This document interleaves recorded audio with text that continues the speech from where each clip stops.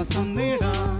ഹൃത്തിനുള്ളിൽ ജീവൻ നൽകും വചനം, തിരുവചനം. Praise the Lord. ദൈവനാമത്തിന് മഹത്വമുണ്ടാകട്ടെ എന്ന് പ്രാർത്ഥിക്കുകയാണ്. കൂടുമ്പോൾ ഇമ്പമുണ്ടാകേണ്ടതാണ് കുടുംബം. എന്നിട്ടും പലപ്പോഴും ഉണ്ടാകുന്നത് ഭൂകമ്പമാണ്. ഇമ്പമുണ്ടാകേണ്ടടുത്ത് ഭൂകമ്പം ഉണ്ടാകുന്നതിന് കാരണം കുടുംബത്തെ രൂപപ്പെടുത്തിയ ദൈവത്തിൻ്റെ സ്വപ്നം കുടുംബത്തിൽ താമസിക്കുന്നവർ സ്വന്തമാക്കാത്തതാണ്. കുടുംബത്തെ രൂപപ്പെടുത്തിയ ദൈവത്തിന് കുടുംബത്തെക്കുറിച്ചൊരു സ്വപ്നമുണ്ട്, കുടുംബത്തെക്കുറിച്ചൊരു പദ്ധതിയുണ്ട്. നമുക്കറിയാം, വേദപുസ്തകത്തിൻ്റെ താളുകളിൽ അനേകം കുടുംബ ബന്ധങ്ങളുമായി ബന്ധപ്പെട്ട അനുഭവങ്ങൾ നമുക്ക് കാണുവാനായിട്ട് സാധിക്കും. അതിലേറ്റവും കൂടുതൽ ശ്രദ്ധിക്കപ്പെടുന്ന 2 കുടുംബങ്ങളെ ഞാൻ നിങ്ങളുടെ മുമ്പിൽ അവതരിപ്പിക്കുകയാണ്. അതിലൊന്നാമത്തെ കുടുംബമെന്ന് പറയുന്നത് ആദി മാതാപിതാക്കന്മാരുടെ കുടുംബമാണ്. ആദത്തിൻ്റെയും ഹവയുടെയും കുടുംബം.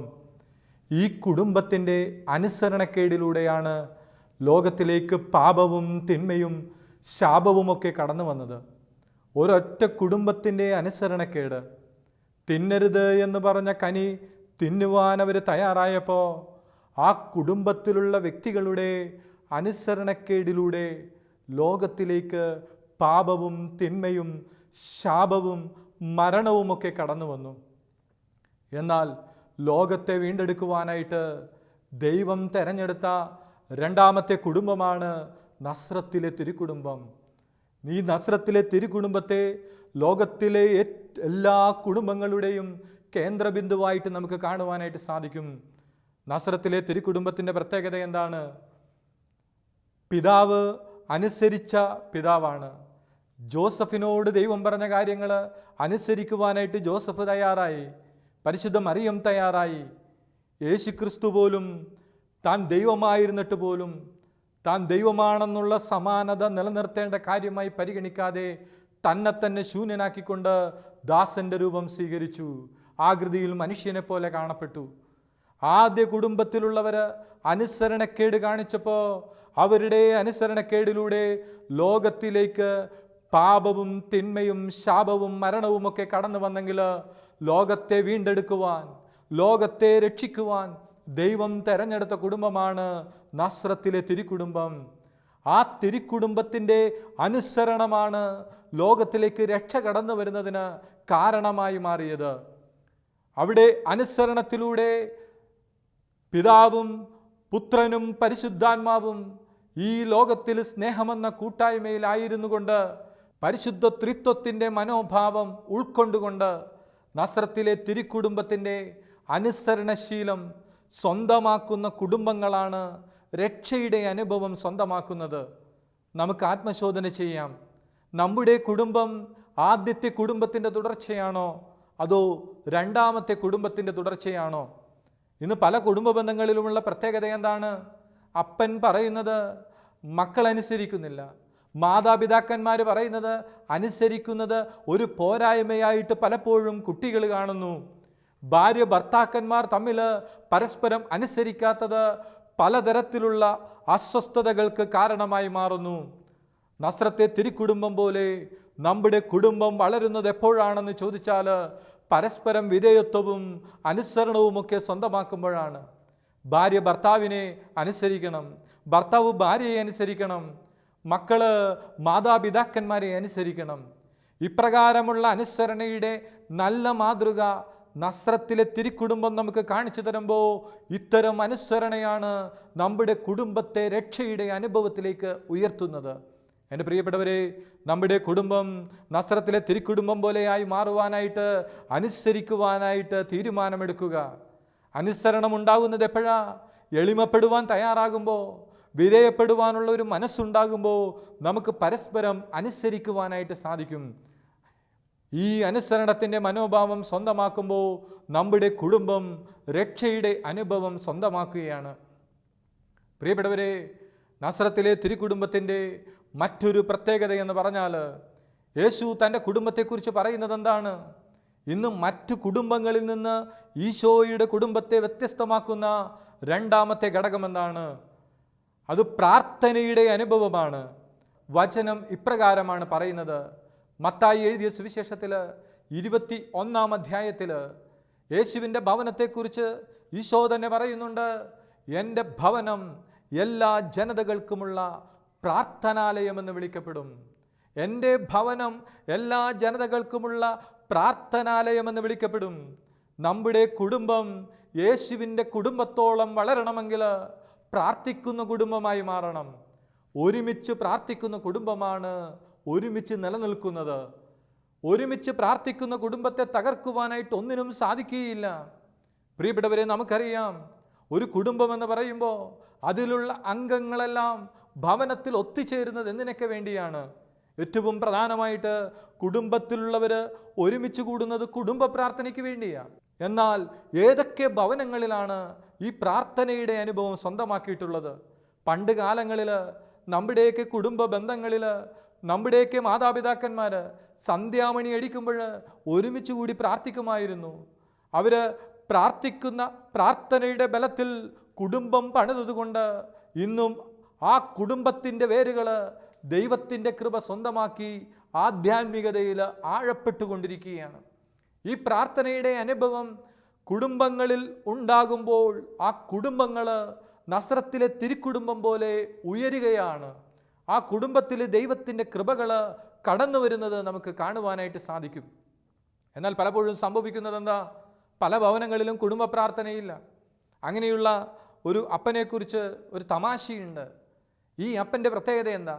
അത്രയും നേരം വീട്ടിലുണ്ടായിരുന്ന അപ്പൻ കുടുംബ പ്രാർത്ഥന നടക്കുന്ന സമയത്ത് ഈ അപ്പൻ പുറത്തേക്ക് പോകും. എന്തിനാണ് അപ്പൻ പുറത്തേക്ക് പോകുന്നത്? വീടിൻ്റെ മുമ്പിൽ ഒരു തെങ്ങ് ചെത്താൻ കൊടുത്തിട്ടുണ്ട്. കുടുംബ പ്രാർത്ഥന നടക്കുമ്പോൾ ഈ അപ്പൻ തെങ്ങിൻ്റെ മുകളിൽ കയറി കള്ളു കുടിക്കും. എന്നിട്ട് പ്രാർത്ഥനയൊക്കെ കഴിഞ്ഞു കഴിയുമ്പോൾ തെങ്ങിൽ നിന്ന് ഇറങ്ങി വരും. നിരന്തരം തെങ്ങിൽ കയറുന്ന അപ്പൻ ഒരു ദിവസം കണ്ട കാഴ്ച എന്താ? ഈ കുടുംബ പ്രാർത്ഥന നടക്കുന്ന സമയത്ത് അപ്പൻ പുറത്തേക്ക് പോയി തെങ്ങിൽ കയറി കള്ളും കുടിച്ചിട്ട് തെങ്ങിൽ നിന്ന് ഇറങ്ങി വരുമ്പോൾ ഒരു കൂടിക്കാഴ്ച. അപ്പൻ ഇറങ്ങി വരുന്നു, മൂത്തമോൻ കയറി വരികയാണ്. മൂത്തമോൻ കയറി വരുന്നു. ഉടനെ തന്നെ അപ്പൻ ചോദിച്ചു, നീ എങ്ങോട്ടാണ് പോകുന്നത്? മോൻ പറഞ്ഞു, അപ്പാ പ്രാർത്ഥന കഴിഞ്ഞു, സ്തുതി തരാൻ വേണ്ടി വരികയാണ്. പ്രാർത്ഥന കഴിഞ്ഞു, സ്തുതി തരാൻ വേണ്ടി വരികയാണ്. കണ്ടില്ലേ, കുടുംബ പ്രാർത്ഥന മുടക്കി മറ്റു പല വിഷയങ്ങളിലേക്കും കടന്നു പോകുന്ന കുടുംബനാഥന്മാരുടെ അവസ്ഥ. എന്നാൽ അവരറിയുന്നുണ്ടോ, അവർ പോകുന്ന അതേ വഴികളിലൂടെയാണ് അവരുടെ മക്കളും വരുന്നത് എന്ന്. പ്രിയപ്പെട്ടവരെ, നമ്മുടെ കുടുംബ ബന്ധങ്ങളിൽ പ്രാർത്ഥനയുടെ ഒരു അഭിഷേകം സ്വന്തമാക്കുമ്പോൾ ആ കുടുംബത്തെ ഒരു പ്രശ്നങ്ങൾക്കും ആ കുടുംബത്തെ കീഴടക്കുവാനായിട്ട് സാധിക്കുകയില്ല. ഇന്ന് ഏതൊക്കെ കുടുംബങ്ങളിലാണ് പ്രഭാത പ്രാർത്ഥനയുള്ളത്? ഏതൊക്കെ കുടുംബങ്ങളിലാണ് മധ്യാഹ്ന പ്രാർത്ഥനയുള്ളത്? ഏതൊക്കെ കുടുംബങ്ങളിലാണ് സായാഹ്ന പ്രാർത്ഥനയുള്ളത്?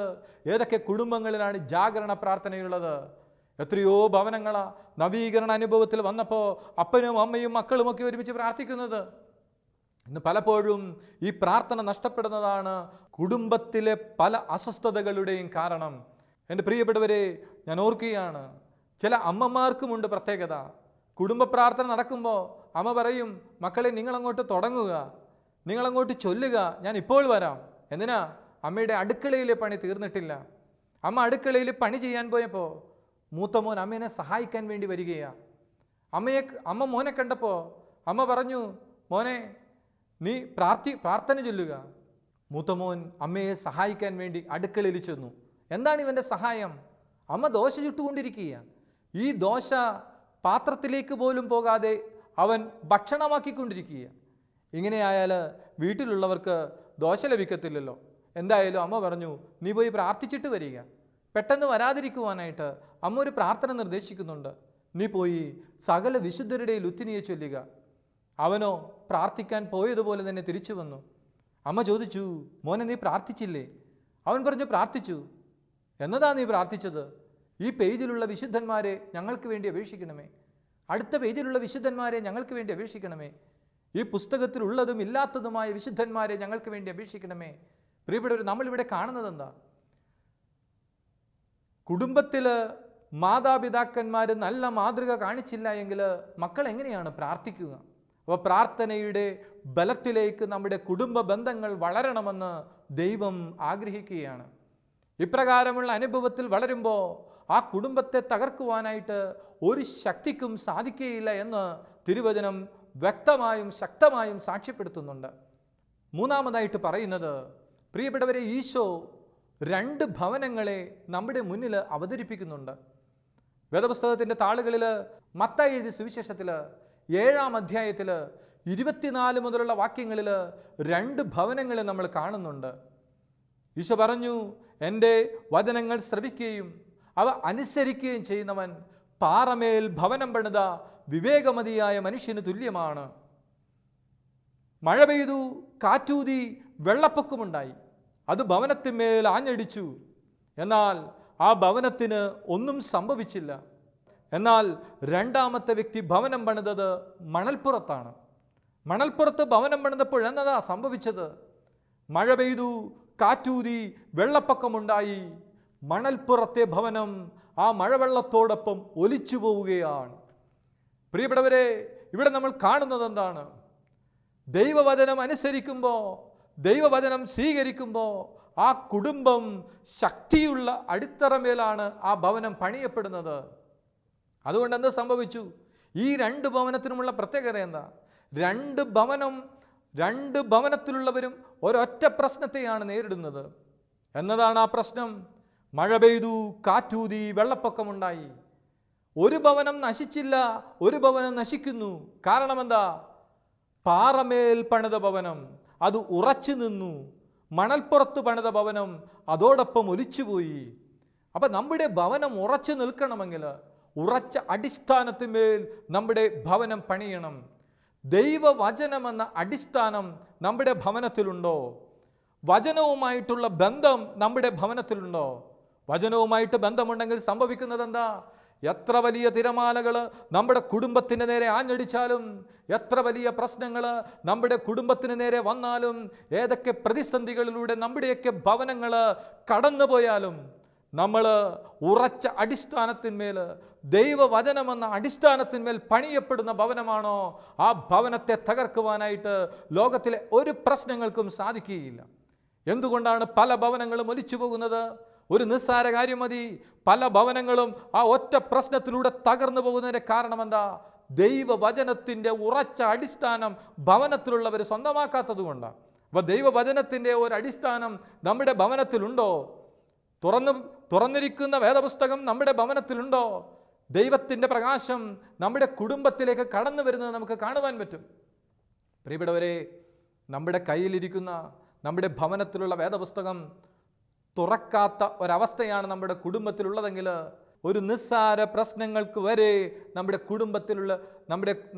കുടുംബത്തെ തകർക്കുവാനായിട്ട് സാധിക്കും. നിസ്സാര പ്രശ്നങ്ങൾക്ക് വരെ നമ്മുടെ കുടുംബത്തെ തകർക്കുവാനായിട്ട് സാധിക്കും.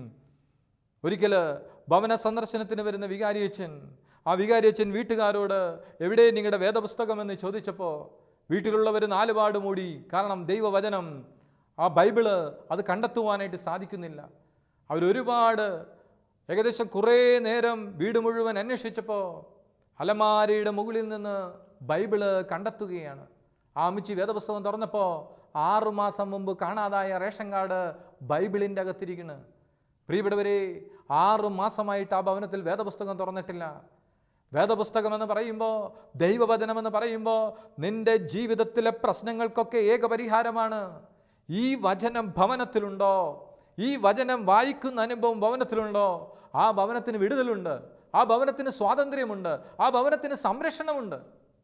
അതുകൊണ്ട് ദൈവവചനത്തോടുള്ള ഒരു തീവ്രമായ ബന്ധം ഭവനത്തിലുള്ളവർക്ക് ഉണ്ടാകേണ്ടത് വളരെ അത്യാവശ്യമുള്ള കാര്യമാണ്.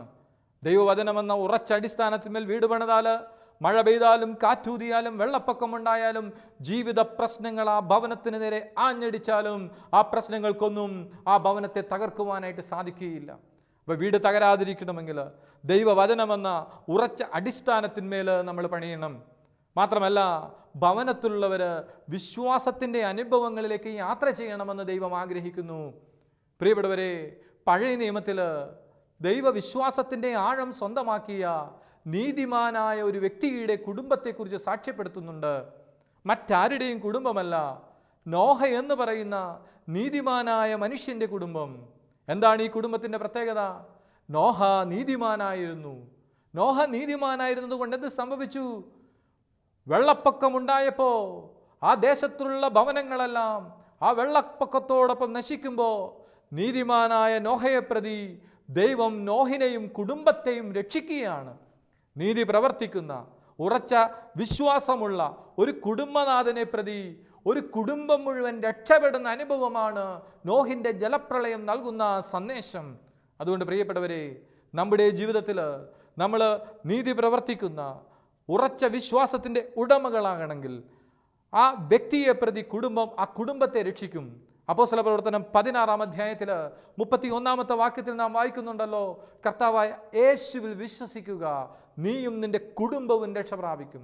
യേശുവിൽ വിശ്വസിക്കുമ്പോഴാണ് കുടുംബം രക്ഷ പ്രാപിക്കുന്നത്. എത്ര പേര് വിശ്വസിക്കുന്നുണ്ട്? എൻ്റെ ജീവിതത്തിൽ അലട്ടുന്ന ഈ പ്രശ്നങ്ങൾ യേശുവിൽ പരിഹരിക്കപ്പെടുമെന്ന് വിശ്വാസമുള്ള എത്ര പേരുണ്ട്? യേശുവിൽ വിശ്വസിക്കാൻ തയ്യാറാണോ? നോഹ ദൈവത്തിൽ വിശ്വസിച്ചപ്പോൾ എന്താ സംഭവിച്ചത്? നോഹിനെ പ്രതി ദൈവം നോഹയെയും കുടുംബത്തെയും പെട്ടകത്തിൽ കയറ്റി രക്ഷയുടെ അനുഭവത്തിലേക്ക് സ്വന്തമാക്കുകയാണ്. അപ്പോൾ ഉറച്ച വിശ്വാസത്തിൽ ഭവനം പണിയുവാനായിട്ട് നമുക്ക് സാധിക്കണം. ജോഷയുടെ പുസ്തകത്തിൽ 7-ാം അധ്യായത്തിൽ മറ്റൊരു കുടുംബത്തെ നമ്മൾ കാണുന്നുണ്ട്, ആഗാന്റെ കുടുംബം. എന്താണ് ആഗാന്റെ കുടുംബത്തിന് സംഭവിച്ചത്? ആഗാൻ എന്ന് പറയുന്ന ഒരു ഒറ്റ വ്യക്തി, കുടുംബനാഥൻ, ദൈവം എടുക്കരുത് എന്ന് പറഞ്ഞ നിഷിദ്ധ വസ്തുക്കൾ എടുത്ത് സൂക്ഷിച്ചു വെച്ചപ്പോൾ സംഭവിച്ചത് എന്താ? ആഗാൻ ദൈവം എടുക്കരുത് എന്ന് പറഞ്ഞ നിഷിദ്ധ വസ്തുക്കൾ സൂക്ഷിച്ചപ്പോൾ ആ ആഗാൻ എന്ന് പറയുന്ന ഒറ്റ വ്യക്തിയിലൂടെ ഇസ്രയേൽ എന്ന് പറയുന്ന വലിയ രാജ്യത്തിലുള്ള അനേകർ പരാജയപ്പെടുകയാണ്. വലിയ രാജ്യങ്ങളെ എല്ലാം പരാജയപ്പെടുത്തി മുന്നോട്ട് പോയ ഇസ്രയേൽ ജനം അവരുടെ ജീവിതത്തിലുണ്ടായ ഏറ്റവും പ്രധാനപ്പെട്ട ദുരന്തം എന്ന് പറയുന്നത് ആയി എന്ന് പറയുന്ന കൊച്ചു പട്ടണത്തോട് യുദ്ധം ചെയ്തപ്പോഴുണ്ടായ പരാജയമാണ്. ആ പരാജയത്തിൻ്റെ സാഹചര്യത്തിലൂടെ അവർ കടന്നുപോയപ്പോൾ ഇതിന് കാരണം അന്വേഷിച്ചുകൊണ്ട് ജോഷുവ ദൈവത്തിൻ്റെ അടുത്തേക്ക് ചെല്ലുകയാണ്. ദൈവം പറഞ്ഞു, കഴിഞ്ഞ തവണ യുദ്ധം ചെയ്തപ്പോൾ ജെറിക്കോയിൽ പാപത്തിൻ്റെ ദേശത്തിൽ നിന്ന് ഒന്നും എടുക്കരുതെന്ന്. ആഗാൻ എന്ന് പറയുന്ന ഒരു മനുഷ്യൻ മോഹം തോന്നി ചില നിഷിദ്ധ വസ്തുക്കൾ എടുത്ത് സൂക്ഷിച്ച് ദൈവകൽപ്പന ലംഘിച്ചപ്പോൾ, അനീതി പ്രവർത്തിച്ചപ്പോൾ സംഭവിച്ചതെന്താ? ഇസ്രയേൽ എന്ന് പറയുന്ന ആ വലിയ സമൂഹം വലിയൊരു പരാജയത്തെ നേരിടുകയാണ്. പ്രിയപ്പെട്ടവരെ, ഇവിടെ നമ്മൾ മനസ്സിലാക്കുന്നത് എന്താ? വലിയ രാജ്യങ്ങളുമായിട്ട് യുദ്ധം ചെയ്ത് വിജയം സ്വന്തമാക്കിയവർ, വലിയ രാജ്യങ്ങളുടെ മേൽ ജയം സ്വന്തമാക്കിയവർ ആയി എന്ന് പറയുന്ന കൊച്ചു പട്ടണത്തോട് യുദ്ധം ചെയ്തപ്പോൾ പരാജയപ്പെടുവാൻ കാരണമെന്താ? ഒരു കുടുംബനാഥൻ്റെ അനീതിയും പാപവുമാണ്. അവസാനം ഇസ്രായേൽക്കാർ ആഗാനെയും കുടുംബത്തെയും ആഗോർ താഴ്വരയിൽ കൊണ്ടുചെന്ന് കല്ലെറിഞ്ഞു കൊല്ലുകയാണ്. ഇവിടെ നമ്മൾ മനസ്സിലാക്കേണ്ടത് എന്താ? നോഹ നീതിമാനായപ്പോൾ നോഹയെ പ്രതി ദൈവം നോഹിനെയും കുടുംബത്തെയും രക്ഷിച്ചുവെങ്കിൽ ആഗാൻ എന്ന് പറയുന്ന ഒരു വ്യക്തി അനീതി പ്രവർത്തിച്ചപ്പോൾ അദ്ദേഹത്തെ പ്രതി അദ്ദേഹവും അദ്ദേഹത്തിൻ്റെ കുടുംബവും പരാജയത്തിൻ്റെ അനുഭവങ്ങളിലേക്ക് കടന്നു പോവുകയാണ്. പ്രിയപ്പെട്ടവരെ, അതുകൊണ്ട് നമ്മുടെ ജീവിതത്തിൽ നീതി പ്രവർത്തിക്കുന്നവരായി മാറുവാനായിട്ട് നമുക്ക് ശ്രമിക്കാം. ദൈവത്തിൻ്റെ ഇഷ്ടം നിറവേറ്റുന്നവരായി മാറുവാനായിട്ട് നമുക്ക് ശ്രമിക്കാം. കുടുംബജീവിതത്തിൽ വിശ്വസ്തതയുടെ നല്ല അനുഭവങ്ങൾ നമ്മൾ സ്വന്തമാക്കണമെന്ന് ദൈവം ആഗ്രഹിക്കുന്നു. വിശുദ്ധി പോലെ പ്രധാനപ്പെട്ടതാണ് വിശ്വസ്തതയുടെ ഒരു മനോഭാവം. കുടുംബത്തിൽ ഭാര്യ ഭർത്താക്കന്മാർ തമ്മിൽ, മാതാപിതാക്കന്മാരും മക്കളും തമ്മിൽ വിശ്വസ്തരായിരിക്കുമ്പോൾ അവിടെ ഉണ്ടാകുന്ന അനുഭവങ്ങൾ, ദൈവാനുഭവം എന്ന് പറയുന്നത് വർണ്ണിക്കാനാവാത്തതാണ്. കുടുംബ ജീവിതത്തിൽ വലിയ പരാജയത്തെയും വലിയ വിജയത്തെയും നേരിട്ട രണ്ട് ഭാര്യമാരെ നമുക്ക് കാണുവാനായിട്ട് സാധിക്കും. ഒന്നാമത്തെ ഭാര്യ എന്ന് പറയുമ്പോൾ യോവാക്കിമിൻ്റെ ഭാര്യയായ സൂസന്നയാണ്. ദാനിയേൽ പ്രവാചകന്റെ പുസ്തകത്തിൽ നമ്മൾ സൂസന്നയെ കാണുന്നുണ്ട്. പ്രിയപ്പെട്ടവരെ, സൂസന്ന എന്ന് പറയുന്ന വ്യക്തി അവളുടെ മാതാപിതാക്കന്മാർ നീതിനിഷ്ഠരായതുകൊണ്ട് മോശയുടെ നയപ്രമാണം പഠിച്ചിരുന്നത് കൊണ്ട് അവൾക്കെതിരെ പ്രലോഭനങ്ങളുണ്ടായി. രണ്ട് ന്യായാധിപന്മാർ തെറ്റ് ചെയ്യാൻ പ്രേരിപ്പിക്കുക. ന്യായാധിപന്മാർ തെറ്റ് ചെയ്യാൻ പ്രേരിപ്പിച്ചപ്പോൾ സൂസന്ന തെറ്റ് ചെയ്യാൻ വിസമ്മതിക്കുക. അവരവളെ ഭീഷണിപ്പെടുത്തുക. നീ പാപം ചെയ്തില്ല എങ്കിൽ ഞങ്ങൾ നീ തെറ്റ് ചെയ്തു കണ്ടു എന്ന് പറയും. മോശയുടെ നയപ്രമാണം അനുസരിച്ച് ജനം നിന്നെ കല്ലെറിഞ്ഞു കൊല്ലും. മരിക്കാതിരിക്കണമെങ്കിൽ ഞങ്ങളുടെ താല്പര്യത്തിന് കീഴടങ്ങുക. സൂസന്ന പറഞ്ഞു, മരിക്കേണ്ടി വന്നാലും ഞാൻ പാപം ചെയ്യുകയില്ല. പ്രിയപ്പെട്ടവരെ ശ്രദ്ധിക്കണേ, അവൾക്കെതിരെ ദുരാരോപണങ്ങൾ ഉന്നയിച്ചവർ അവളെ കല്ലെറിഞ്ഞ് കൊല്ലുവാനായിട്ട് കൊണ്ടുപോകുമ്പോൾ ദാനിയേൽ എന്ന് പറയുന്ന ബാലനിൽ ഉണ്ടായ ദൈവത്തിൻ്റെ ആത്മാവ് ഉണർന്നു. ദാനിയേൽ വിളിച്ചു പറഞ്ഞു, ഇവളുടെ രക്തത്തിൽ എനിക്ക് പങ്കില്ല. പ്രിയപ്പെട്ടവരെ, ദാനിയേൽ ആ ന്യായാധിപന്മാരെ വിസ്തരിച്ചപ്പോൾ അവർ പറഞ്ഞത് കള്ളമാണെന്ന് തെളിഞ്ഞു. ഒരുത്തൻ പറഞ്ഞു, കരുവേലക മരത്തിൻ്റെ ചുവട്ടിൽ വെച്ച് ഞാൻ പാപം ചെയ്യുന്നത് ഞാൻ കണ്ടു എന്ന് പറഞ്ഞപ്പോൾ വേറൊരുത്തൻ കറയാമ്പ് മരത്തിൻ്റെ ചുവട്ടിൽ വെച്ച് പാപം ചെയ്യുന്നതെന്ന് കണ്ടു. പ്രിയപ്പെട്ടവരെ, രണ്ടുപേരുടെ ഉത്തരം വ്യത്യസ്തമായപ്പോൾ സൂസന്നയെ ദാനിയേൽ എന്ന് പറയുന്ന ബാലനിലൂടെ ദൈവം രക്ഷിക്കുന്ന അനുഭവമാണ്. ഇവിടെ ഒരു ഭാര്യ വിശുദ്ധിയും വിശ്വസ്തതയും കാത്തു സൂക്ഷിക്കുമ്പോൾ മറ്റൊരു ഭാര്യയെ നമ്മൾ കാണുന്നുണ്ട്. ഉൽപ്പത്തി പുസ്തകത്തിൽ 39-ാം അധ്യായത്തിൽ പൊത്തിഫറിൻ്റെ ഭാര്യ ചെയ്തത് എന്താ? ദൈവ മനുഷ്യനായ ജോസഫ് മറ്റാരുമില്ലാത്ത സമയത്ത് ജോസഫിൻ്റെ അടുത്ത് പാപചിന്തകളുമായിട്ട് സമീപിക്കുമ്പോൾ തെറ്റ് ചെയ്യാൻ വിസമ്മതിച്ച ജോസഫിനെ തെറ്റ് ചെയ്യുവാനായിട്ട് പ്രേരിപ്പിക്കുന്ന പൊത്തിഫറിൻ്റെ ഭാര്യയും നമ്മുടെ മുന്നിലുണ്ട്. പ്രിയപ്പെട്ടവരെ, സൂസന്ന വിശുദ്ധിയും വിശ്വസ്തതയും കാത്തു സൂക്ഷിച്ചപ്പോൾ പൊത്തിഫറിൻ്റെ ഭാര്യ അവിശ്വസ്തത കാണിച്ചു എന്ന് മാത്രമല്ല, തന്നോടൊപ്പം തെറ്റിന് സമ്മതിക്കാത്ത വ്യക്തിയെ ദുരാരോപണങ്ങളോടെ ആക്രമിച്ച് ദുരാരോപണങ്ങൾ നൽകി അവനെ കാരാഗ്രഹത്തിൽ അടക്കുകയാണ്. കുടുംബ ബന്ധങ്ങളെ ബലപ്പെടുത്തുന്ന വിശുദ്ധിയുടെ ആഴമായ അനുഭവങ്ങൾ നമ്മൾ കുടുംബജീവിതത്തിൽ സ്വന്തമാക്കണമെന്ന് ദൈവത്തിൻ്റെ പരിശുദ്ധാത്മാവ് ആഗ്രഹിക്കുകയാണ്. മാത്രമല്ല, മാതാപിതാക്കന്മാർക്ക് വലിയൊരു ഉത്തരവാദിത്വമുണ്ട്, മക്കൾക്ക് വേണ്ടി പ്രാർത്ഥിക്കുക എന്നത്. മക്കൾക്ക് വേണ്ടി പ്രാർത്ഥിച്ച പിതാവിനെയും പ്രാർത്ഥിക്കാത്ത പിതാവിനെയും വേദപുസ്തകത്തിൻ്റെ താളുകളിൽ നമുക്ക് കാണുവാനായിട്ട് സാധിക്കും. ആരാണ് പ്രാർത്ഥിച്ച പിതാവ്? പ്രിയപ്പെട്ടവരെ, ജോബ് എന്ന് പറയുന്ന ദൈവമനുഷ്യൻ മക്കൾ തെറ്റ് ചെയ്തിട്ടുണ്ടാകുമെന്ന് വിചാരിച്ചുകൊണ്ട് ഓരോ കുഞ്ഞിനും വേണ്ടി ബലിയർപ്പിച്ച് പ്രാർത്ഥിക്കുന്ന ജോബ് പ്രാർത്ഥിക്കുന്ന ഒരപ്പൻ്റെ അടയാളമാണെങ്കിൽ, പ്രിയപ്പെട്ടവരെ, പ്രാർത്ഥിക്കാത്ത അപ്പനെ നമ്മൾ കാണുന്നത് 1 സാമുവേൽ 3-ാം അധ്യായത്തിൽ 12-ാമത്തെ വാക്യത്തിൽ പ്രാർത്ഥിക്കാത്ത ഒരപ്പനെ നമ്മൾ കാണുന്നുണ്ട്. മറ്റാരുമല്ല, ഏലി പുരോഹിതൻ. മക്കൾ ദുർനടപ്പുകാരാണെന്ന് അറിഞ്ഞിട്ടും ആ പിതാവ് മക്കൾക്ക് വേണ്ടി പ്രാർത്ഥിച്ചില്ല. സംഭവിച്ചതെന്താ? പ്രിയപ്പെട്ടവരെ, ജോബിൻ്റെ മക്കളെല്ലാവരും പ്രതിസന്ധിയിലും മരണമടഞ്ഞപ്പോഴും ജോബ് ഉറച്ചു നിന്നു. എന്നാൽ ഏലി പുരോഹിതൻ മക്കൾക്ക് വേണ്ടി പ്രാർത്ഥിക്കാതിരുന്നത് കൊണ്ട് മക്കളുടെ മരണവാർത്ത അറിഞ്ഞപ്പോൾ ആ അപ്പനും കഴുത്തൊടിഞ്ഞു മരിക്കുകയാണ്. പ്രിയപ്പെട്ടവരെ, നമ്മുടെ കുടുംബത്തെക്കുറിച്ചും ദൈവത്തിന് സ്വപ്നമുണ്ട്. നമ്മൾ ആദ്യത്തെ കുടുംബത്തിൻ്റെ തുടർച്ചയാണോ രണ്ടാമത്തെ കുടുംബത്തിൻ്റെ തുടർച്ചയാണോ? നാം അനുസരിക്കുമ്പോൾ വിധേയപ്പെടുമ്പോൾ നസ്രത്തിലെ തിരുക്കുടുംബം പോലെ വളരുകയാണ്. അതോടൊപ്പം ദൈവവചനമെന്ന ഉറച്ച അടിസ്ഥാനത്തിന്മേൽ ഭവനം പണിയാം. വിശ്വസ്തതയും വിശുദ്ധിയും നീതിയും പ്രവർത്തിക്കുന്ന കുടുംബങ്ങളായി നമുക്ക് മാറുവാനായിട്ട് സാധിക്കും. നസ്രത്തിലെ തിരുക്കുടുംബം പോലെ, നോഹിൻ്റെ കുടുംബം പോലെ, ജോബിൻ്റെ കുടുംബം പോലെ. പ്രിയപ്പെട്ടവരെ, പ്രാർത്ഥിക്കുന്ന വിശ്വസ്തത കാത്തു സൂക്ഷിച്ച സൂസന്നയെ പോലെ നമ്മുടെ കുടുംബങ്ങളെ ബലപ്പെടുത്തണമേ എന്ന് നമുക്ക് പ്രാർത്ഥിക്കാം. നമ്മുടെ കുടുംബത്തിൽ പ്രാർത്ഥനയുടെ ഒരു ബലമുണ്ടായിരിക്കട്ടെ. നമ്മുടെ കുടുംബത്തിൽ വചനത്തിൻ്റെ ഒരു ബലമുണ്ടായിരിക്കട്ടെ. വചനവും പ്രാർത്ഥനയുമെല്ലാം വലിയൊരു കൂട്ടായ്മയിലേക്കാണ് നമ്മളെ നയിക്കുന്നത്. ദൈവവുമായിട്ടുള്ള ബന്ധത്തിൽ നമ്മളെ ആഴപ്പെടുത്തുന്നതും ഇപ്രകാരം പ്രാർത്ഥനയും ദൈവവചനവും വിശ്വാസവും നീതിയും വിശുദ്ധിയുമൊക്കെയാണ്. ഇപ്രകാരമുള്ള ഒരു കുടുംബം നമ്മളിൽ രൂപപ്പെടുവാനായിട്ട് നമുക്ക് ദൈവത്തോട് പ്രാർത്ഥിക്കാം. ഏറ്റവും സ്നേഹത്തോടെ നമ്മുടെ കുടുംബങ്ങളെയെല്ലാം ദൈവസന്നിധിയിൽ സമർപ്പിച്ചുകൊണ്ട് നമുക്ക് പ്രാർത്ഥിക്കാം. കർത്താവായ ഈശോയെ, നസ്രത്തിലെ തിരുക്കുടുംബം പോലെ ഞങ്ങളുടെ കുടുംബത്തെയും അങ്ങ് രൂപപ്പെടുത്തണമേ. ദൈവവചനമനുസരിച്ച് ഞങ്ങൾക്കെതിരെ വരുന്ന പ്രതിസന്ധികളെയെല്ലാം അതിജീവിക്കുവാനായിട്ട് ഞങ്ങളെ ബലപ്പെടുത്തണമേ. ഞങ്ങളുടെ കുടുംബത്തിലുള്ള എല്ലാവരുടെയും വിശ്വാസം വർദ്ധിപ്പിക്കണമേ. ആമേൻ.